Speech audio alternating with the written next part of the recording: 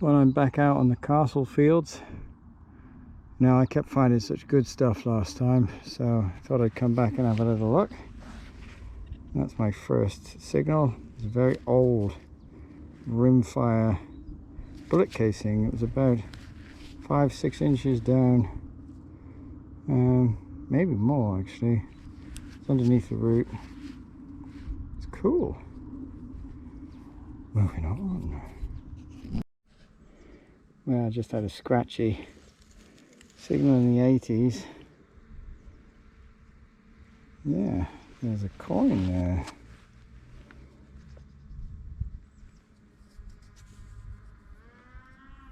You'd tell me it's another Swiss coin.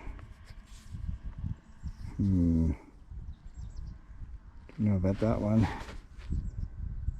Gonna have to have a look at that later on when I've cleaned it up a bit. Can't see. Oh no, that's not a Swiss coin. That's 10. I think that's a German coin. It's a bit crusty. Yeah, I'll let that dry out and clean it up later. Okay, moving on.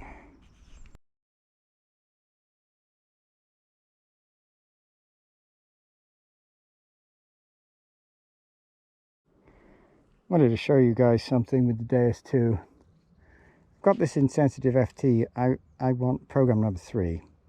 I've upped the sensitivity on it. I want to hear the iron. I like to hear the iron wherever I am, actually. It gives me an idea of what I'm, what area it is and whether it's been used a lot. Can you hear that?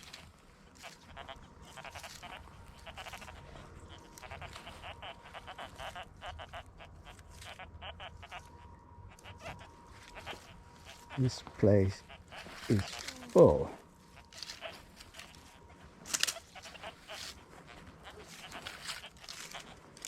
That sort of grunty sound that you're hearing is all iron. Iron, iron, iron.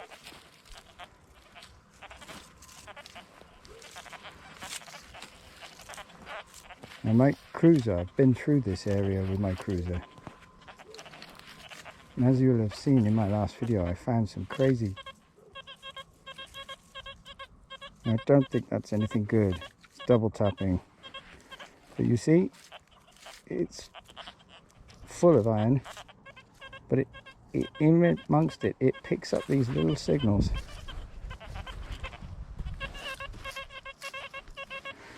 Double tappy 50s, my guess is aluminium. But my cruiser really struggled with this.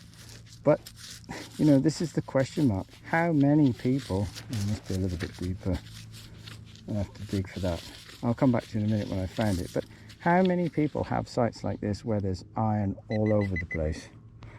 So this is, you've got to take that into consideration when you're buying a new machine. Where are you digging? What kind of ground do you have? It's no good saying, oh yeah, this machine is fantastic and it finds lots of things. And I would say in certain circumstances, yes, I agree. This machine, the Deus 2, is phenomenal. But then you take it out onto a trashy site and it gets a little confused with the aluminium.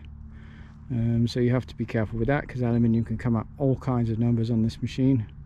That's one thing the cruiser actually was better at, was identifying the aluminium. And it also, for me, you've got to think about, where are you? War sites, I guess this machine's going to be brilliant getting amongst the iron. If you've got a normal field where there's a signal every few minutes, not like here where it's every second, if it's every few minutes, do you really need a machine that can tell the difference between something right next to a piece of iron? Not so much. You're not going to find that much more in a field if your signals are far apart. So it all depends on your permissions and the ground that you have as to what you will need in terms of a machine. And I don't know, for some people it won't be worth the extra money. For others, I think it will. Civil War sites in America, I can see that it will be brilliant. Beaches, I think that it is probably very, very good on a beach. On a normal field environment, like a lot of us in England would have, not so much. So, is it really worth the money? I think that comes down to where you are using the machine. And I'll do a video about my thoughts on this a bit more soon. See you at the next. Well, see you when I found this target. As I thought, just a tiny piece of aluminium in amongst all this iron, but at least I think it's aluminium. I'll clean it up later. But you see my point? It finds these small items in amongst a bed of nails like no other machine I've seen or used so far. Cool. Moving on. Here's another good test for it. Check this out. You can hear this one quite clearly, 72. Come over. There's a grunt there. And then there's another one here, 77. Iron, 77. Iron. Right next to it.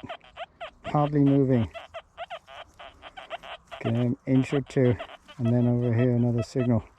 So I'll try and find out what these targets are. But man, this thing can hit in between the iron. Incredible. Moving on. So what did we have? We had a little piece of something on the right. Tiny little piece of, I don't know what. I think it's aluminium. But again, I'm not entirely sure. Look at that later. And then the two signals that were right next to each other was this grunty head off a wood, like a nail, similar to a nail, but you know, these would have been quite long, would have gone into the bigger rafters. And then this, which was next to it, don't know exactly what it is. It's a artifact, piece of something. So yeah, it's finding these little tiny bits and pieces, but not too great today. Well, I'm not sure about that one. I think it could have been a piece of jewellery at some point, by the looks of the detail on the outside. It's missing something from the middle. I'm not sure. That was a constant 50 to 51. Moving on.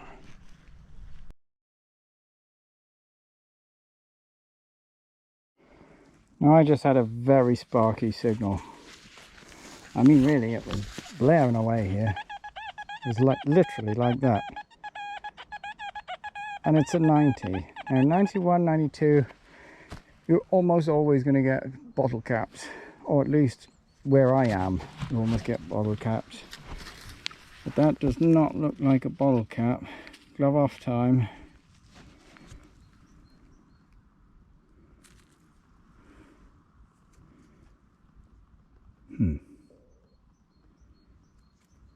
Well, the only thing I'm sure of at the moment is that that's not a bottle cap. That's heavy.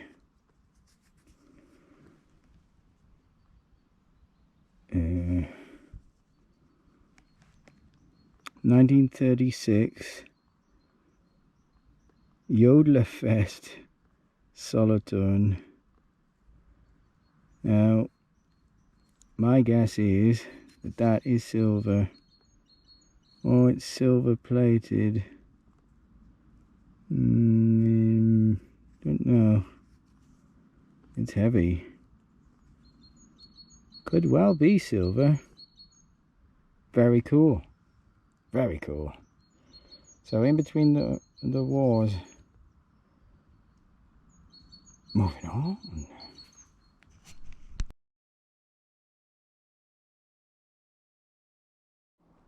I had two targets right next to each other, a sort of 50s, 60s target, and then another one, and it was literally like this, 92.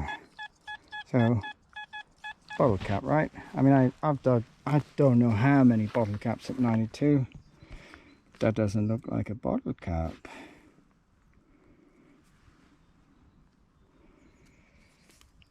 So as you can see with this machine, same as the Cruiser and most other machines, you've got to dig it all.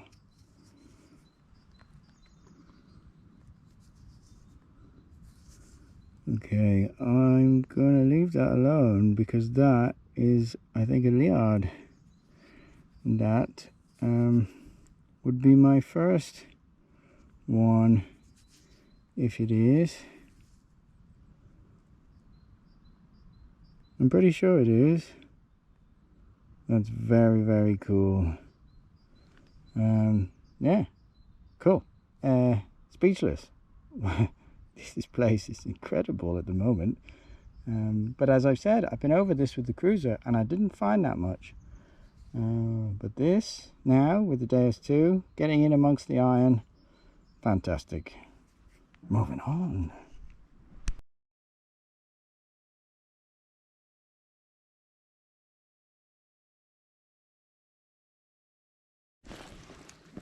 I don't know what kind of a hunt I'm having again. Castle Fields is proving to be really amazing. As you can see, the shadows are getting quite long now, so my day is coming to an end. I didn't have much time on this one, but I can see something. Oh, I didn't look at the numbers even. What was that? 70, straight 70. Thank you. Could easily be aluminium. Get a lot of aluminium signals at 70. That's not aluminium. I don't think it's very old. It's not.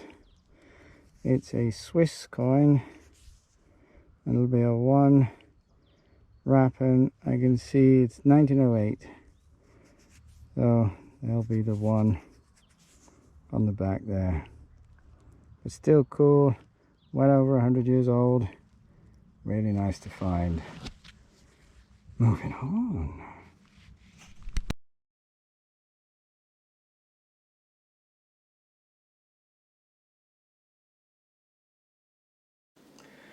And sorry, I'm always forgetting things from the main wrap-up, so I'm adding this just before. 1941 this is from. You can just about make out the German eagle and swastika underneath. And this is a 10 Reichspfennig. So yeah, I mean, there's lots of history in that area. This is obviously a just pre-war coin, but there was plenty of war activity in that area. Germans were there and the Americans came and took it back. So it's cool to find, and you know, some of the finds are very old and some are fairly modern. But yeah, I continue with the wrap up. Sorry guys. So a quick wrap up to this incredible area that I'm in at the moment. This I don't think I filmed. It's a little piece of a hinge. Got a little bit of interesting decoration on it. This was, I think, my first find, which is an old rimfire bullet casing from the late 1800s, early 1900s. It was also a random piece of lead. Coin, always like to find these. Let me see if it comes up better with that. 1908. These are lovely little coins actually. Well over 100 years old, in good condition. They're not always that good. I got this, which looks to be a little piece of a pendant of some kind, because it's got the loop in the top. I don't know exactly what it was supposed to be at some point, but I mean, the area I found a crucifix and rings and all sorts of things. I mean, this stuff is crazy, really. I don't know what went on in that area. A little piece of what I think is a crotal bell. You can see there would have been a loop on top of that. It's not a button, not by the shape of it, but I think it's a little piece of a chrono bell. And this is cool. It's unfortunately not silver. It's got quite a thick silver kind of plating on it. In one part you can see it's just lifting away here. But yeah, I mean, it's a nice thing from 1936. So it's the Yodeler Fest from Solothurn, if any of you like yodeling. And I think that's about it mainly. The only thing then I have to show you is this, if I can get it. It's very difficult to see, but there is a bust facing to the right here, and there is a little bit of lettering around the outside. And then on this side you can make out the Liard de France D, and these fleur-de-lis, 3 fleur-de-lis around the outside. This is 1657, so mid-1600s coin. Absolutely fantastic. I've found sort of coins like this before, but with no detail on, and you see Chill Bill finding these all the time, and they're usually gone with the detail. But there is enough on that to tell me what it is, and yeah, I'm very, very happy with it. It's a shame it couldn't have been a little bit better, but you know, that's very clear. Very, very happy. It's a crazy place. I of course will go back there because I'm finding stuff from lots of different times. And yeah, thank you for watching my videos. I really appreciate each and every one of you, and I will see you all on the next one. Moving on.